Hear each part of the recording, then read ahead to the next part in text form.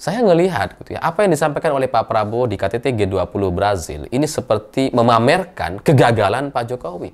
Bahwa ternyata ada banyak masalah yang ditinggalkan oleh Pak Jokowi dan itu harus diselesaikan oleh Presiden Prabowo hari ini.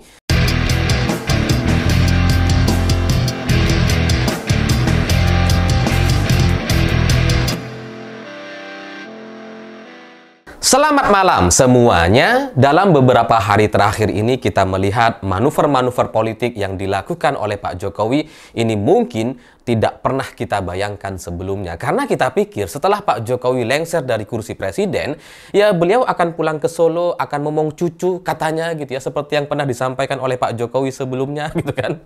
Kita pikir ya dia juga akan menjadi rakyat biasa dan gak akan ikut-ikutan lagi. Karena ya sudah selesai gitu. Gibran sudah jadi wapres, Kaisang sudah jadi ketua PSI, Kahiyang sudah dapat suami Bobby, sudah menjadi wali kota dan maju sebagai calon gubernur gitu ya. Ya mau apa lagi? Udah dapat semua nih anak-anaknya. Dan kita pikir ya wajar kalau kemudian Pak Jokowi ingin pulang ke Solo menjadi rakyat biasa karena semua anak-anaknya sudah dapat posisi. Tapi ternyata dalam beberapa hari terakhir ini kita melihat Pak Jokowi mengacak-ngacak pilkada di Jakarta dan Jawa Tengah. Bahkan Pak Jokowi turun langsung ke lapangan gitu ya, berkampanye bersama Lutfi dan Yasin. Ini tidak pernah kita bayangkan sebelumnya karena terus terang gitu ya, sekecewa apapun saya kepada Pak Jokowi, masih ada sedikit porsi pengakuan bahwa Pak Jokowi ini adalah orang yang memang negarawan, yang memang sudah pernah menjadi presiden 2 periode, yang memang sudah banyak sekali memberikan sumbangsih dan proyek-proyek besar kepada Indonesia. Kita akui itu, saya akui itu, setidaknya saya lah gitu ya. Saya masih menyimpan sedikit saja penghormatan, sedikit harapan bahwa Pak Jokowi ini adalah orang yang negarawan. Saya berhusnuzon, berpikiran positif bahwa ya setelah Gibran sudah dapat, Kaisang sudah jadi ketua, ya udah, mungkin Pak Jokowi setelah ini akan selesai gitu ya. Tapi dengan turun ke lapangan, belusukan dengan pengerahan massa yang sangat luar biasa, bagi-bagi kaos seperti benar-benar masih menjadi presiden Indonesia gitu kan. Ya Pak Jokowi main presiden-presidenan bisa dibilang seperti itu kemarin gitu ketika berkampanye dengan Lutfi dan Yasin. Bagi-bagi kaos pakai baju putih kayak masih presiden gitu. Iya meskipun sebenarnya semuanya itu sudah disetting dan diskenariokan gitu ya. Karena ya ketika itu terjadi saya juga ditelepon sama teman saya gitu ya. Teman saya nanya lah, kemungkinan ini Pak Jokowi sudah ke sana nih. Kamu kira-kira bisa belok nggak untuk nggak dukung Andika lagi? Ada tuh pesan-pesan yang seperti itu. Karena ini pengarahannya luar biasa. Ini kayaknya akan jadi seperti pilpres katanya. Meskipun surveinya tinggi, ini kayaknya sudah bisa diatur ini. Kayaknya sudah bisa dibalikkan ini setelah ini gitu ya. Adalah teman saya yang nanya seperti itu. Dan kemudian ya saya coba gali informasi. Dan ternyata memang ada pengerahan sebanyak 12 bus waktu itu agar supaya lokasi-lokasi yang didatangi oleh Pak Jokowi ini terlihat begitu hebat, luar biasa, disambut oleh ribuan orang. Tapi ya cuma segitu aja, cuma hari itu aja. Kalau itu tidak disiapkan, ya nggak akan ada orang nyambut. Jadi ya itu memang sudah bagian dari satu skenario untuk menunjukkan kekuasaan seorang Pak Jokowi yang seolah-olah masih berkuasa, masih pakai baju putih dan disambut oleh ribuan orang. Padahal di balik itu semua ya ada yang mengatur semuanya supaya terlihat banyak massa di situ gitu. Nah, jadi apa yang dilakukan oleh Pak Jokowi ini juga sejalan dengan apa yang dilakukan oleh Gibran di Istana Wapres. Karena Gibran juga melakukan hal yang sama gitu ya.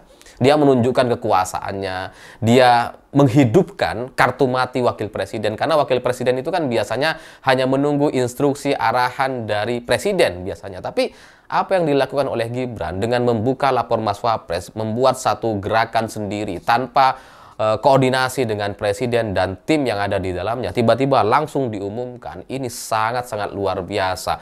Ingin mencuri perhatian, ingin menunjukkan kekuasaan yang dimilikinya. Dan itu nampaknya membuat banyak sekali orang-orang di sekeliling Presiden Prabowo atau orang-orang yang loyal kepada presiden itu menjadi jengah sekali gitu ya. Dan itu ya bisa kita rasakan sebenarnya gitu. Jadi ketika Pak Jokowi main presiden-presidenan gitu ya, diskenariokan, dibuat seolah-olah disambut oleh ribuan orang gitu ya. Gibran juga melakukan hal yang sama, mengumpulkan massa. Ini menjadikan Presiden Prabowo jadi kayak kayak nggak ada gitu. Hari ini tuh seolah-olah gitu ya, presidennya tuh masih Jokowi gitu kan. Dengan Gibran yang seperti itu, Pak Jokowi yang seperti itu gitu ya. Jadi seolah-olah nggak ada Prabowo di situ. Jadi mereka kuasai sendiri, main sendiri, dan ini nampaknya sudah tidak bisa dibendung lagi. Jadi haus kekuasaan yang dirasakan oleh Pak Jokowi dan keluarganya itu tidak bisa disembuhkan nampaknya. Padahal sebenarnya loyalis Presiden Prabowo dalam beberapa kesempatan terakhir ketika Gibran memainkan aplikasi lapor Mas Wapres, itu kan sebenarnya sudah mendapatkan respon tuh dari Mensesnek, dari Bappenas gitu ya. Mensesnek bilang bahwa lapor Wapres ini ya itu diinisiasi oleh Gibran sendiri gitu ya. Tapi kemudian dibantah oleh istana bahwa ya ini adalah program pemerintah, program bersama, ada presiden juga di dalamnya. Main bantah-bantahan lah. Itu ya menunjukkan bahwa memang ada dua kubu di sana, kubu Gibran dan kubu Presiden Prabowo. Dan Kepala Bappenas juga sebagai loyalis Presiden Prabowo itu juga sebelumnya sudah menyampaikan bahwa dari 16 target pembangunan di masa pemerintahan Pak Jokowi itu yang tercapai cuma 2. Dari situ saja kita kan sudah bisa merasakan, sudah mulai terbaca bahwa sebenarnya itu adalah bagian dari respon terkait apa yang disampaikan oleh Pak Jokowi dan Gibran. Manuver-manuver politik yang dilakukan oleh Jokowi dan keluarganya sudah direspon sama orang-orang loyal Presiden Prabowo di dalam. Tapi nampaknya itu nggak cukup. Makanya kemudian Pak Jokowi tetap kampanye gitu ya, menunjukkan kekuasaan, seolah-olah masih berkuasa penuh di negeri ini gitu ya. Jadi semua komentar, semua pernyataan yang disampaikan oleh loyalis Prabowo itu tidak mampu ternyata untuk menyadarkan Jokowi dan keluarga. Masih main presiden-presidenan dan seolah-olah masih sangat-sangat berkuasa di negeri ini. Jadi ya memang Pak Jokowi ini memang sangat-sangat ambisius nampaknya. Kalau kita lihat dari banyak sekali calon-calon kepala daerah yang datang kepada Pak Jokowi gitu ya. Wah, ya meminta restu. Itu kan menunjukkan kekuasaan yang sangat-sangat luar biasa gitu ya. Ya meskipun sebenarnya itu nggak logis gitu. Kepala-kepala daerah yang datang kepada Pak Jokowi itu kan ya nggak masuk akal gitu. Karena mereka akan bertarung sendiri. Rekomendasi atau video pernyataan Pak Jokowi gitu ya, itu nggak akan berpengaruh kepada masyarakat, udah pasti gitu. Apalagi masyarakat yang mungkin banyak sekali belum terjangkau internet karena masih banyak blank spot di Indonesia ini gitu. Jadi ya sebenarnya itu nggak logis. Tapi pernyataan Pak Jokowi bahwa saya titip kota ini, saya titip kota B, C, D, saya titip kota ini gitu ya, ketika didatangi oleh salah satu calon, itu mungkin adalah satu pesan untuk menggerakkan partai coklat yang selama ini memang sudah merusak sekali di Indonesia, untuk sama-sama bergerak mungkin gitu ya, menggerakkan partai-partai coklat ini untuk memenangkan calon-calon yang dititipin sama Pak Jokowi dengan segala cara. Mungkin itu pesannya, tapi hasilnya nanti akan seperti apa ya kita tunggu saja dalam beberapa hari ke depan gitu ya. Apakah orang-orang yang datang kepada Pak Jokowi dan dititipin ini benar-benar bisa dimenangkan oleh Partai Coklat. Jadi dengan langkah atau manuver Pak Jokowi di Indonesia bersama Gibran gitu ya, yang mengacak-ngacak pilkada, yang menunjukkan kekuatan yang sangat luar biasa, seolah-olah masih menjadi presiden, itulah mungkin yang membuat Presiden Prabowo, the real presiden hari ini, itu kemudian tiba-tiba belak-belakan di forum KTT G20 Brazil. Karena terus terang ini mengejutkan gitu ya. Presiden Prabowo mengaku bahwa dirinya baru saja terpilih dan kemudian di Indonesia ini ada banyak sekali masalah. Salah satunya adalah 25% anak-anak Indonesia setiap harinya itu kelaparan. 25% anak-anak Indonesia setiap harinya itu kelaparan. Ini terus terang saya ngulang-ngulang video itu. Saya terus terang nggak percaya gitu. Masa Presiden Prabowo bilang seperti ini?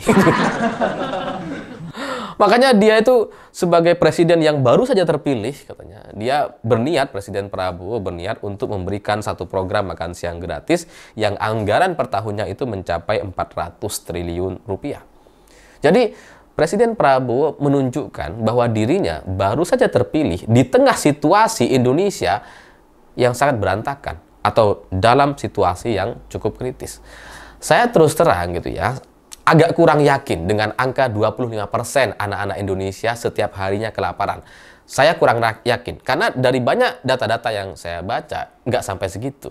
Memang ada kelaparan di Indonesia, tapi angkanya sekitar 5-7% ya, yang saya baca. Tapi ini soal data, kita bisa beradu nanti ketika kalian mungkin mendapatkan data-data yang lain. Jadi, saya curiga ini datanya terlalu besar, atau didramatisir, atau seperti apa gitu. Tapi, itu kan data milik kita. Itu data di internal kita di Indonesia. Tapi ketika Presiden Prabowo, terlepas itu benar enggaknya gitu ya, terlepas apakah ini didramatisir atau enggak, pada intinya ketika Presiden Prabowo menyampaikan data ini di KTT G20 di Brazil, maka tidak ada satupun kepala-kepala negara yang mempertanyakan itu. Karena mereka akan mempercayai apa yang disampaikan oleh Presiden Prabowo. Sehingga data ini terus terang pasti mengejutkan banyak pihak, banyak Perdana Menteri dan Presiden-Presiden negara lain, gitu ya.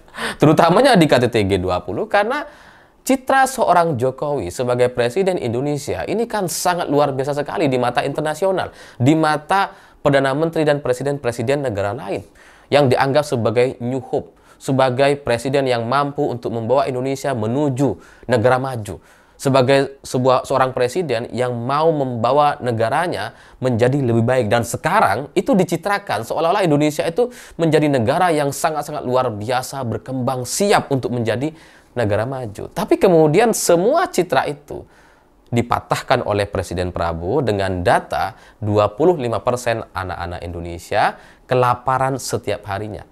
Sehingga semua pujian-pujian Perdana Menteri dan Presiden-Presiden negara lain, seperti yang disampaikan oleh Perdana Menteri Inggris yang bilang bahwa Pak Jokowi ini punya visi misi yang jelas, Perdana Menteri Australia, Perdana Menteri Malaysia, dan bahkan Perdana Menteri Singapura gitu ya, yang juga memuji-muji kepemimpinan Presiden Jokowi gitu ya dalam 10 tahun terakhir ini.